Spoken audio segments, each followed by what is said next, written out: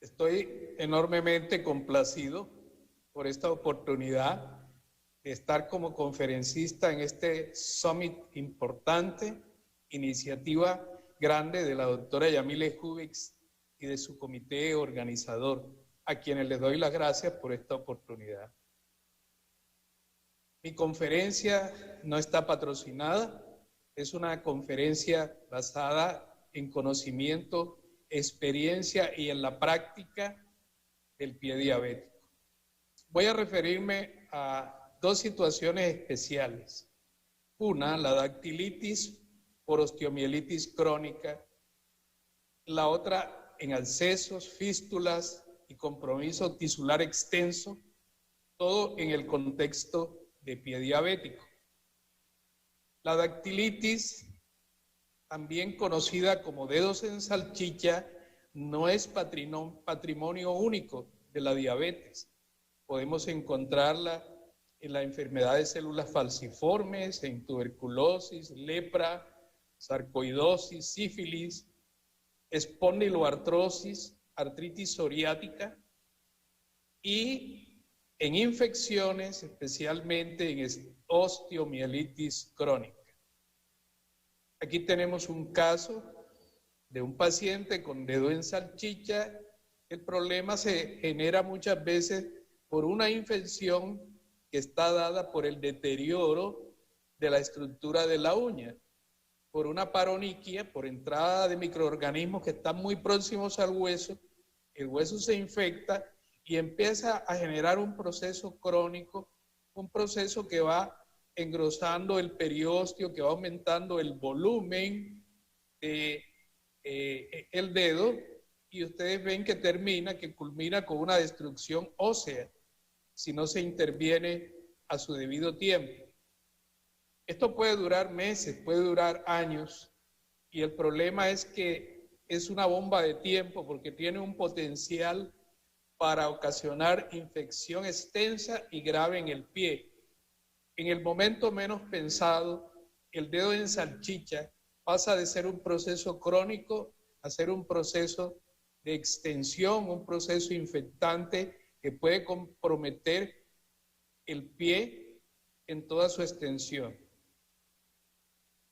Muchas veces la osteomielitis crónica se demora para ser identificada por los médicos tratantes. Inclusive el paciente se acostumbra a convivir con ella. Aquí tenemos una señora que se pinta las uñas para estar muy elegante, ya se acostumbró a esta situación. Simplemente cuando aparecen estos orificios y empieza a salir un material purulento, entonces es cuando la señora considera que ya tiene algún problema diferente y es cuando decide consultar. Aquí tenemos un caso porque casi en todas las ocasiones el dedo que más se afecta es el dedo mayor, pero aquí tenemos en el segundo dedo una dactilitis, un dedo también en salchicha.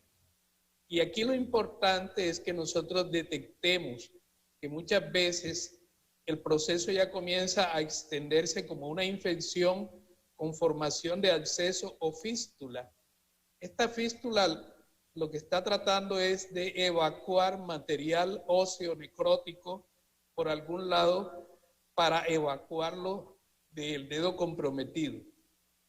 Esto no hace parte de este caso, es una bula diabeticorum que ya se colapsó por un vendaje adhesivo que le pusieron a este paciente. Hay momentos en que la osteomielitis genera un proceso de absceso local. Aquí este dedo está convertido prácticamente en un saco de pus y observamos que tiene un orificio de salida por donde está drenando pus, pero el pie está comprometido. El mediopié y el antepié están con múltiples orificios con salida de material purulento. El origen de todo esto fue la osteomielitis crónica de este dedo. Si nosotros miramos aquí en la radiografía, nos damos cuenta de que hay una pérdida prácticamente de la primera falange. Ya solamente se ven los contornos de la misma porque hay una destrucción ósea importante. Entonces, la osteomielitis crónica requiere atención y tratamiento oportuno. Y lo que yo quiero transferirles es parte de lo que ha sido la experiencia con algunos pacientes en el manejo. La primera pregunta es, ¿le voy a hacer tratamiento médico? ¿Le voy a hacer tratamiento quirúrgico? ¿O voy a hacer ambos tratamientos?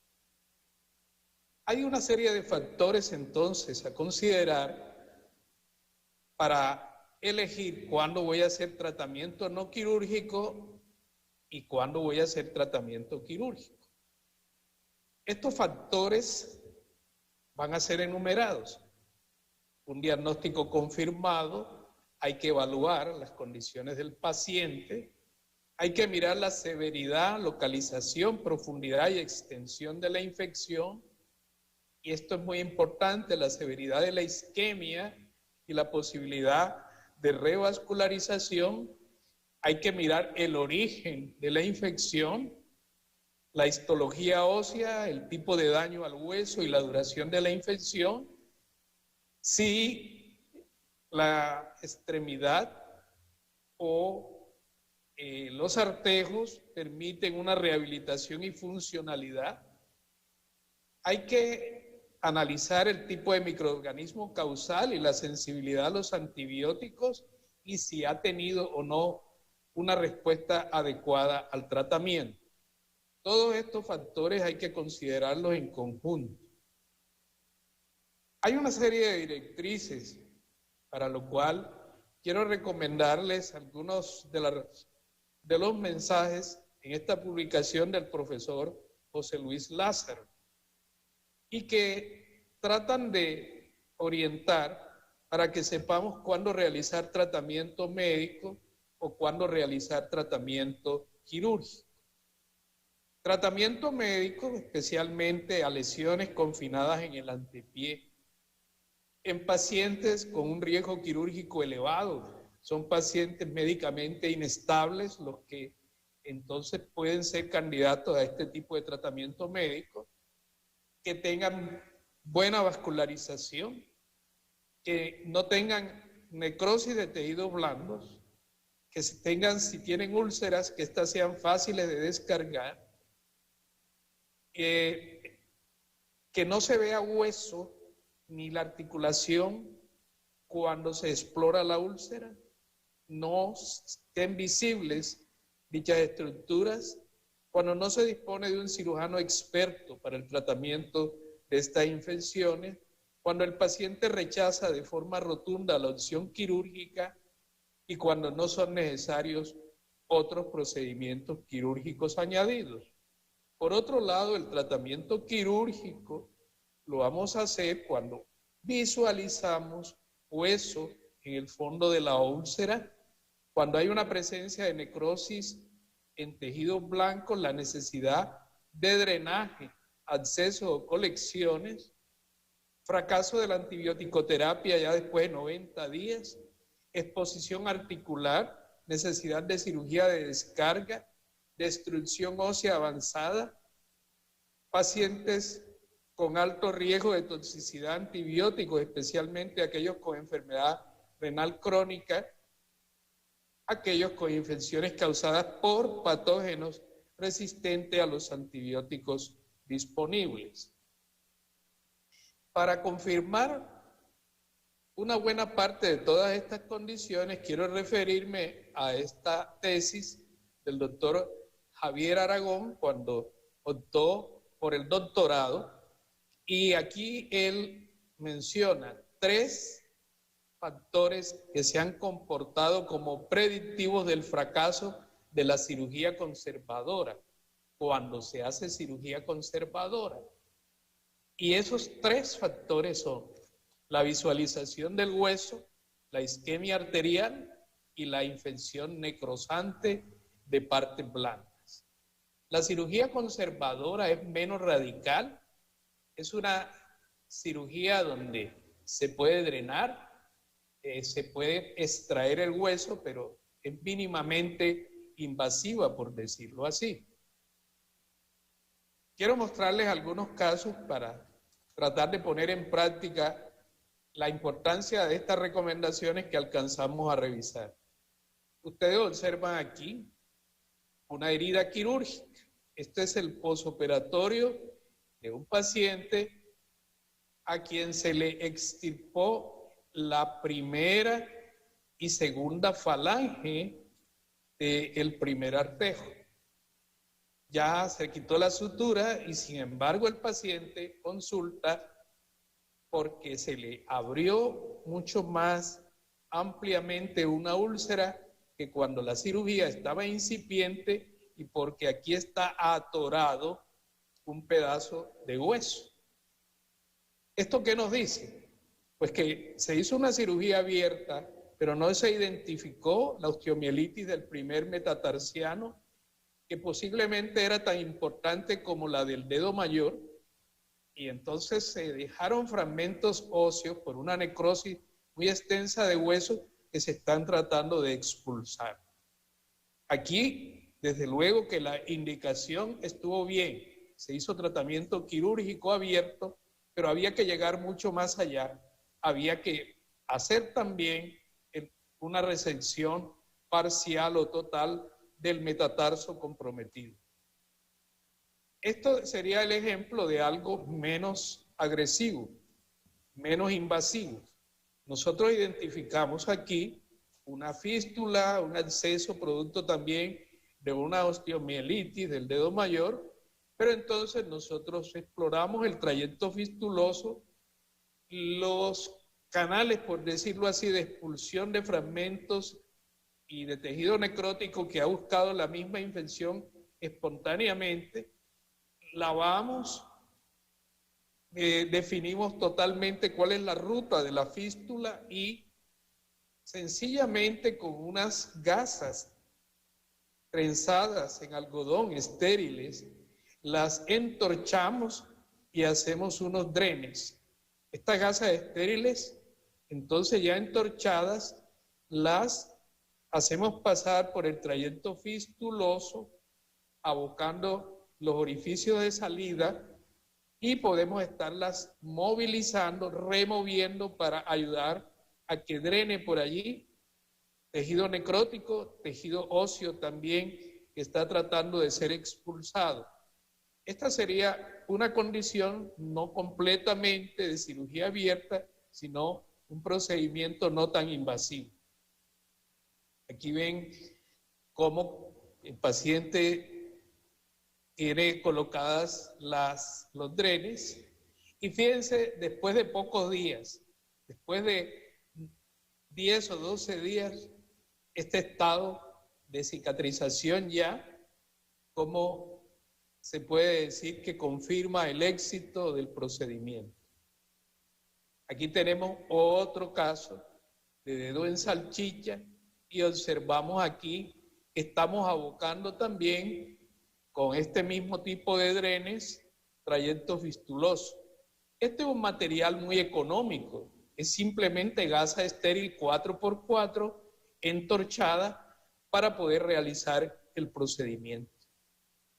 En tanto, este otro caso también de osteomielitis crónica del dedo mayor, el común denominador casi siempre es una onicomadesis, una onicolisis, una onicomicosis, una paroniquia, pero aquí ustedes observan que al explorar unos orificios de salida, el paciente pues está conectando el interior con el exterior y se crea un trayecto fistuloso. Aquí se determina la trayectoria del trayecto fistuloso, pero este paciente ya llevaba varias recidivas y resistencia al tratamiento efectivo hacia la curación por más de 90 días. Entonces ya tenía un criterio de tratamiento quirúrgico abierto. Entonces realizamos exéresis de hueso de la primera y segunda falange y obtenemos a los 7 días ya una reducción del edema, a los 14 días ya retiramos las suturas y el paciente logra una gran recuperación sin necesidad de un tratamiento antibiótico prolongado.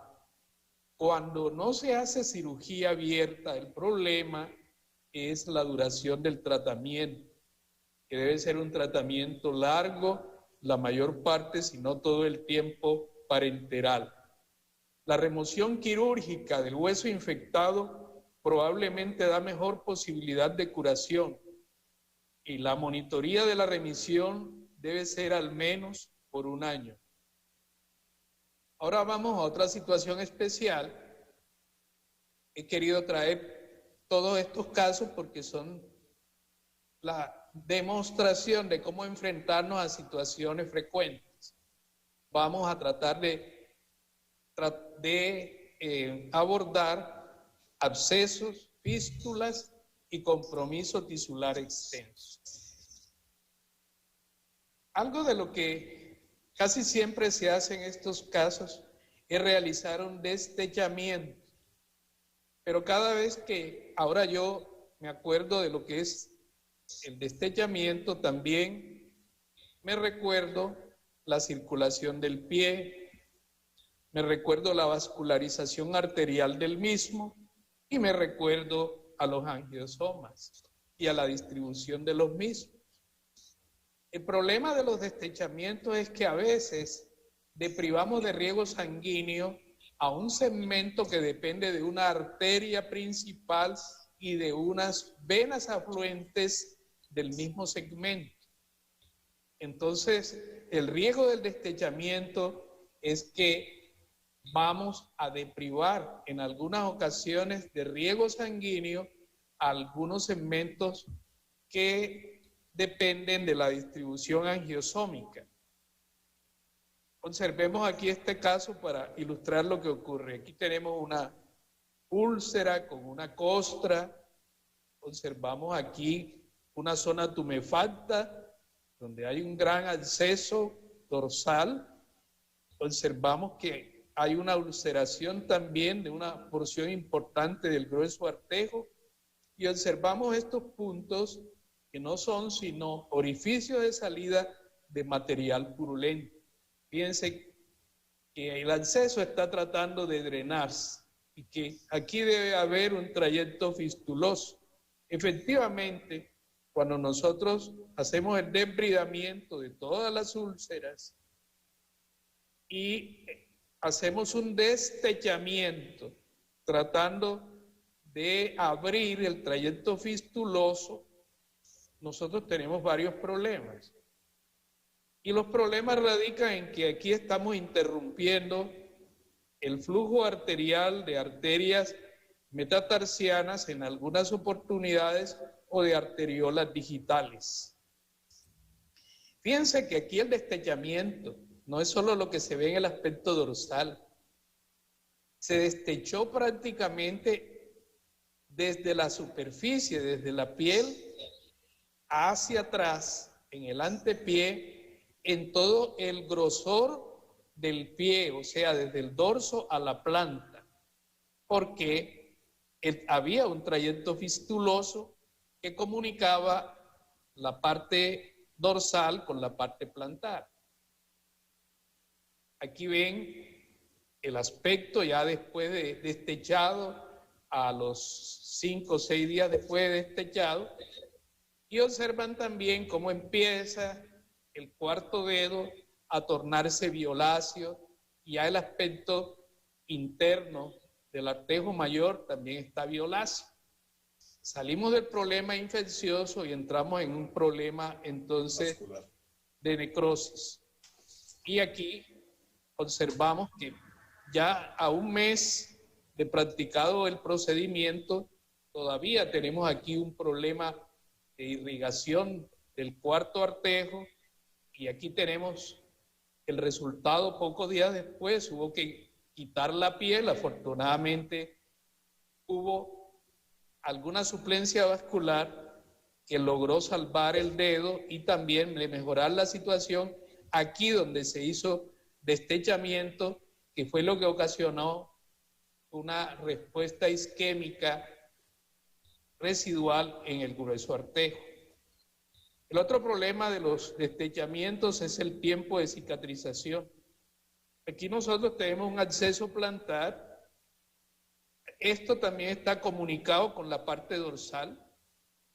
Aquí vemos que está en comunicación. Y si yo pongo el bisturí y sigo la trayectoria de la sonda, pues es un destechamiento bastante profundo. Y esto era lo que yo hacía hace algún tiempo, un destechamiento suficiente y valiente. Y luego el tejido necrótico que comunicaba estas dos úlceras, estos dos orificios, yo lo removía. Entonces, al hacer esto, pues en el posoperatorio inmediato ustedes ven que ya hicimos aquí una extirpación de tejido necrótico. Miren la zona del destechamiento, y a los pocos días, a la semana, este es el aspecto. Aquí tal vez un poquito de maceración por exceso de humedad en el vendaje. Tenemos acá, a los pocos días, otro aspecto, y aquí ya esto es después de 30 días. Entonces los destechamientos pues generan una cicatrización con un tiempo mayor. Aquí les voy a mostrar otro caso de un compromiso extenso de necrosis tisular y de osteomielitis. Observen aquí que prácticamente no ven la epífisis del cuarto metatarsiano. De aquí hacia adelante no hay tejido óseo. Entonces, ¿qué pasó aquí? Este es como nos llega la paciente con un gran absceso, con un mes de tratamiento, con una necrosis. ¿Y qué hacemos?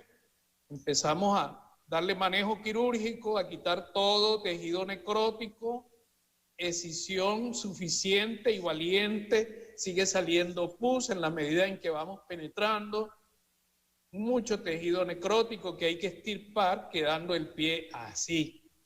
Prácticamente un pie semidestruido, partiendo del principio que hay que quitar todo el tejido necrótico.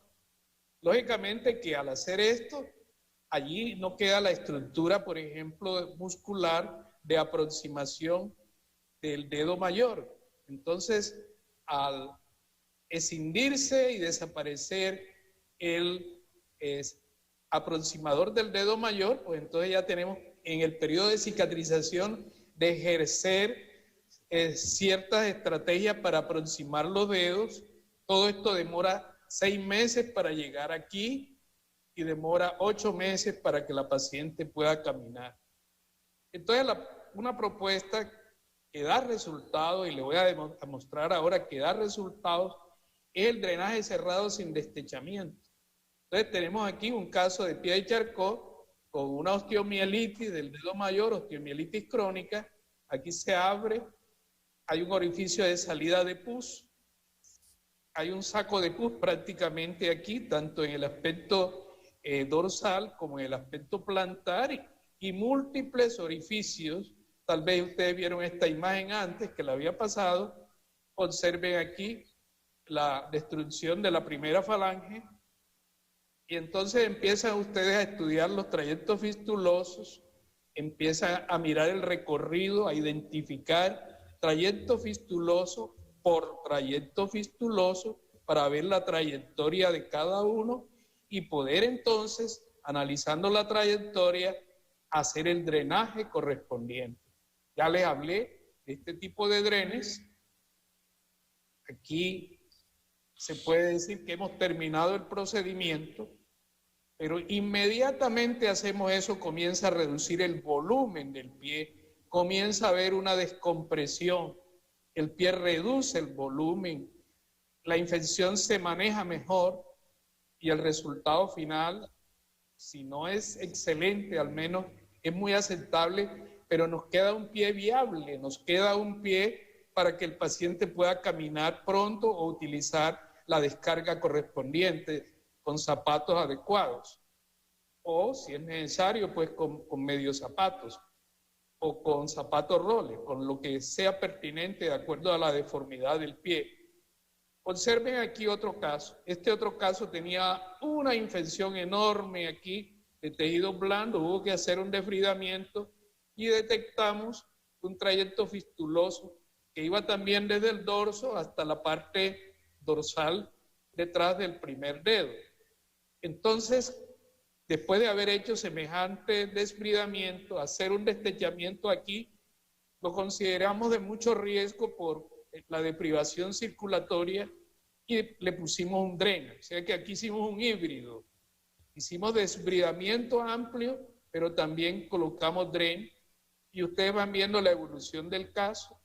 De pronto una granulación excesiva que la pudimos remodelar con electrobisturí para irle dando forma y ustedes observan que hubo una gran granulación, pero al mismo tiempo se la fuimos modulando hasta que hubo una cicatrización bastante favorable y no hubo necesidad de hacer el destechamiento con incisión desde el dorso hasta la planta entre los dos dígitos porque lo colocamos el dren. Este es el resultado final.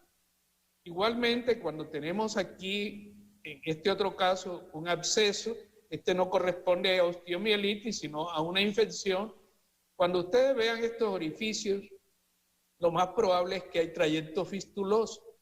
Se identifican los trayectos fistulosos, se estudia bien el recorrido, se avanzan los drenes y observe cómo el pie inmediatamente a los 2 días ya tiene una decompresión, ya el edema se ha reducido enormemente, por decirlo así, ya la celulitis se va reduciendo, se va recogiendo. De tal manera, pues, que son propuestas que yo traigo basadas en los resultados. Yo creo que podemos ahorrarnos mucho más con algunas técnicas quirúrgicas, pero de tipo no tan invasivo y de tipo no tan destructivo y mucho más seguras para la indemnidad de los angiosomas. Muchas gracias. Muy buenas tardes. Muchísimas gracias a nuestros expositores y gracias a todos por estar aquí tan pendientes y tan conectados con el Sumi Educen 2021 en pie diabético y heridas complejas. Mil y mil gracias, doctora Lamberti, doctora Mujica y doctor Márquez. ¿Y qué tal les parece si los invitamos a nuestra sesión de preguntas y respuestas para que nos acompañen en esta sesión de preguntas y respuestas? Bienvenidos. ¿Cómo están? ¿Cómo van las cosas? Bien, bien. Perfecto, escucho bien a la doctora Mujica en Chile. Muy bien, felicitaciones. Gracias, doctor Márquez. Lo estoy escuchando con un poquito de espacio, entonces, para que de pronto verifique ahí ahí ya volvió. Y la doctora Lamberti, ¿cómo está Uruguay? No la estoy escuchando muy bien. ¿Ustedes la escuchan? ¿Sí? Para que verifique, por favor, su micrófono. Bueno, bienvenidos a los tres. Muchas gracias por haber sacado este tiempo para este en vivo de preguntas y respuestas. Y la verdad, el chat ha estado funcionando y dando, ha sido bastante difícil conseguir las preguntas que hacerles a ustedes en este corto tiempo de preguntas y respuestas. La primera pregunta es para la doctora Lamberti. Doctora, con respecto a los instrumentos usados para el diagnóstico de neuropatía, tales como son monofilamento, el diapasón y el test de Ipswich, ¿debo preferir uno sobre otro y por qué? Bueno, en realidad todo va a depender de lo que dispongamos. ¿Me escuchan? Sí, la escuchamos. ¿Sí? Perfecto. Perfecto. Todo va a depender de lo que se disponga en cada lugar de trabajo, ¿verdad? Nosotros en los lugares donde yo trabajo, disponemos habitualmente del monofilamento y del diapasón. Y eso es lo que usamos como rutina para el diagnóstico precoz. Perfecto, doctora Lamberti, gracias por su respuesta. Doctora Mujica, ¿qué derivación se debe realizar para evitar complicación basándonos en el sistema propuesto por el Working Group de los niveles de atención? ¿Debo seguir un orden consecutivo, 1, 2, 3, 4 o no? No, la verdad es que no necesariamente, porque como trataba de explicarles antes, hay situaciones como puede ser una isquemia crítica o un Charcot que tienen que ir en forma muy rápida, ¿no? Eso no tiene tiempo para esperar de pasar de un sistema de derivación a otro. Y en esos casos hay que derivar a donde estén las especialidades que puedan resolver el problema, o sea, donde haya cirugía vascular o donde haya posibilidad de instalar un yeso de contacto total en el caso del Charcot. Esos tienen que pasar directamente a la instancia que corresponda, que en el caso de nuestro país vendrían siendo hospitales terciarios para los vasculares y nivel secundario para lo que es el yeso. Hay otras lesiones que más bien son lesiones que no tienen características de isquemia crítica, que aparentemente han sido evaluadas inicialmente como lesiones de baja o mediana complejidad, sin embargo que se van quedando en el tiempo, que no están evolucionando bien, que no están cicatrizando en los plazos que deberían. Entonces, en ese caso, es donde es conveniente mandar a un centro del nivel secundario y en ese centro donde puedan haber diabetólogos, especialistas con más experiencia, de tal modo que uno puede identificar muchas veces cosas que no fueron vistas en atención primaria y que tal vez no eran tan complicadas, como puede ser la situación muchas veces de osteomielitis, que en atención primaria, al menos esa es la realidad en mi país, que hay médicos de baja experiencia, muchas veces colegas que llevan poco tiempo trabajando con pacientes diabéticos, entonces puede que no vean bien, y uno de los errores más comunes es el uso de antibióticos por periodos muy cortos de tiempo, cosas que no son tan complejas. Entonces en un nivel secundario se pueden resolver, y cuando desde ese nivel aparecen mayores conflictos tendrían que pasar al nivel terciario. Entonces va a depender totalmente del caso a caso, si sigue esta escalera de primario a secundario y terciario, o si escala directamente, en algunos casos, de un nivel primario a un nivel terciario. Perfecto, doctora Mujica, muchas gracias. Doctor Márquez, el diagnóstico confirmatorio de osteomielitis lo obtengo basado en una prueba diagnóstica y o signos clínicos. ¿Podría explicarlo? Claro, como ya se ha venido explicando y el doctor Bolton en su conferencia hizo énfasis en la observación, en mirar y saber mirar, la clínica es muy importante. Tratándose de osteomielitis, condactilitis, o sea, dedos en salchicha, uno puede sospechar clínicamente, y el dedo en salchicha casi siempre en el contexto del pie diabético nos va a llevar al diagnóstico confirmatorio utilizando adicionalmente y de una forma elemental de menor a mayor complejidad una placa simple. Ya les he mostrado en todos estos casos que una sola radiografía pudo confirmar.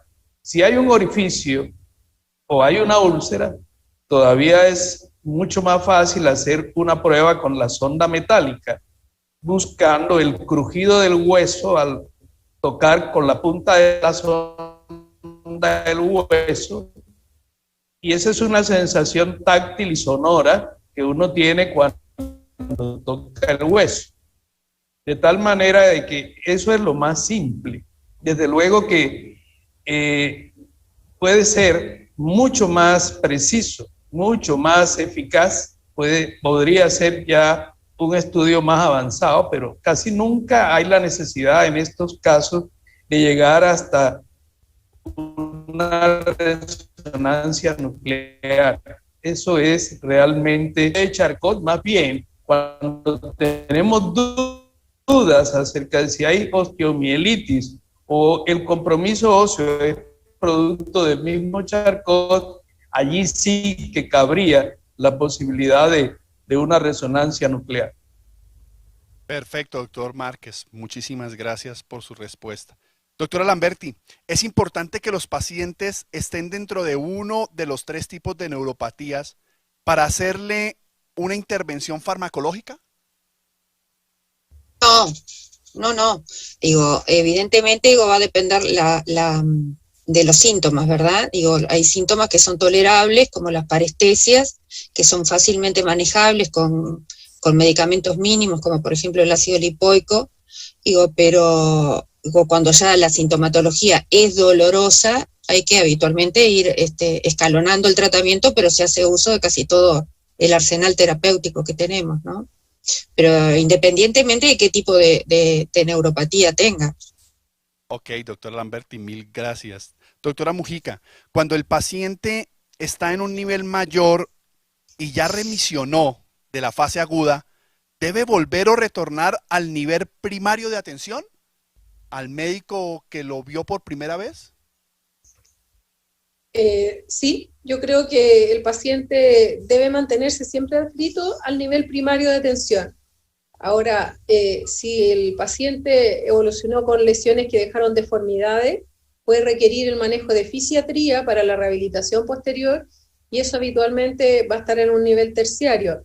Entonces, puede que tenga que mantener algún vínculo con el nivel terciario, pero el manejo de su patología de base, o sea, la diabetes y sus comorbilidades como la hipertensión, la dislipidemia, debieran permanecer manejándose en el nivel primario de atención, si es que es un diabético tipo 2 que no tenga otras grandes complicaciones. Muchas veces sucede que este paciente, además, tiene una falla renal avanzada, una insuficiencia cardíaca grave y está ya requiriendo esquema de insulina en multidosis, y en esos casos tiene que quedarse ya no tanto por el pie, sino más bien por sus comorbilidades, en un nivel más complejo de atención. Pero si fuese un diabético no tan con multicomplicaciones, puede perfectamente volver al nivel primario desde el punto de vista de su pie.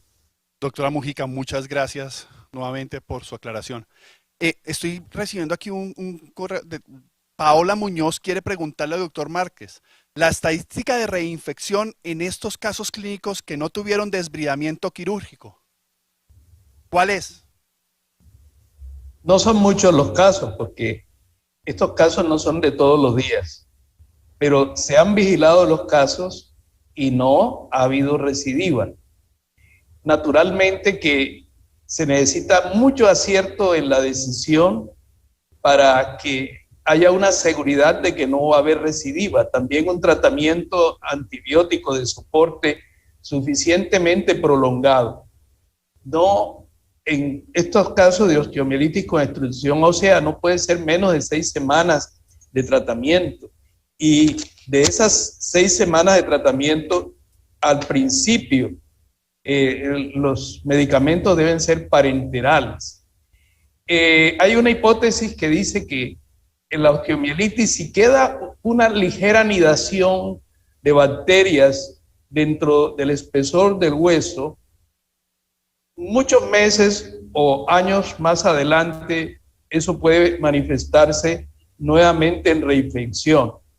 Pero hasta el momento, en estos casos puntuales que le he mostrado y que ya cumplen más de un año, no se ha encontrado una recidiva con manifestaciones clínicas.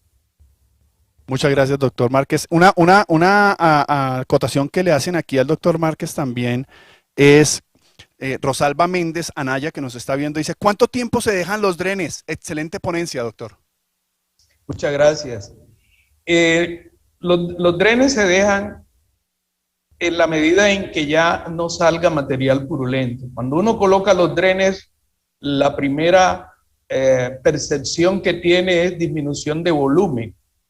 Empieza a disminuir la rubicundez, el pie me empieza a bajar la temperatura, los signos de inflamación empiezan a reducir y diariamente los drenes se remueven. El dren se va, hay dos maneras. Si el drenaje no es tan fuerte, usted puede retirar el dren 1 centímetro por día hasta que lo saca totalmente. Pero si lo encuentra, digamos, muy empapado y la secreción todavía es purulenta, pues remueve completamente el dren, hace nuevamente un lavado con abundante solución salina y nuevamente recanaliza la fístula con el dren para seguir este proceso. No hay un término preciso porque cada caso responde de manera distinta, pero el criterio ya para retirar de todos los drenes es primero que no haya drenaje, en segundo que no haya una celulitis adyacente, que definitivamente el absceso se haya colapsado y aún exprimiéndolo un poco no salga pus. Y si hay signos sistémicos, la reducción de la fiebre o la desaparición de la fiebre, la desaparición de celulitis ascendente, etcétera, todo le va indicando que ya puede retirar los drenes. Muy buena pregunta también, muchas gracias.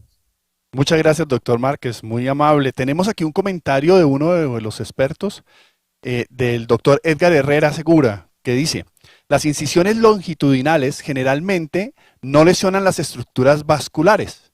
Las vasculitis y el síndrome compartimental causada por el proceso infeccioso causa la necrosis, ya que generalmente no ocurre de forma abrupta. Al dilatar el tratamiento llega a eso. Queremos darle las gracias a él por ese comentario. No sé si ustedes tienen algún comentario con respecto al comentario del doctor Herrera. Doctor Márquez. Yo sí tengo un comentario. Las incisiones longitudinales que no son tan profundas, por ejemplo, una sección interdigital, si se hace profunda en todo el espesor del pie, es decir, que el espesor de dorso a planta, y esa incisión no es tan distal, sino que tiene que irse proximalmente, puede lesionar fuertemente al angiosoma correspondiente. Es diferente una escisión longitudinal que no sea tan profunda y que no tropiece con el arco arterial anterior del pie. Doctor Márquez, mil gracias por su aclaración. Doctora Lamberti, doctora Mujica, mil gracias. Gracias por estar en este momento con nosotros desde Uruguay, desde Chile, y al doctor Márquez, por supuesto, desde su natal provincia de Sucre, Bolívar. Señor. Sucre. Aquí me están haciendo caras desde la producción. Mil gracias a todos por estar aquí, gracias a ustedes tres, pero gracias a todos nuestros participantes porque han estado muy atentos a las conferencias, les mandan muchísimas saludes, muchísimas gracias porque las ponencias fueron muy enriquecedoras. Mil gracias. Los invitamos entonces a continuar con nuestro próximo simposio, que es muy, pero muy interesante. No se muevan, ya regresamos.